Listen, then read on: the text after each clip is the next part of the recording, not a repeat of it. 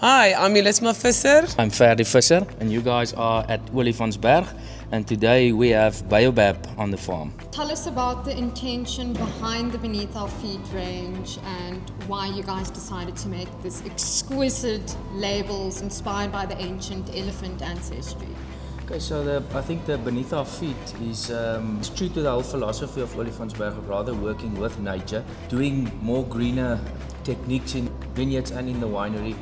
And where the label comes into it is the whole philosophy of take nothing from nature but leave nothing but footprints. That's why we use a gentle expression of an elephant footprint on the label to tie that in. Is it true that there were elephants roaming here on these amazing big mountains? Yeah, that is true.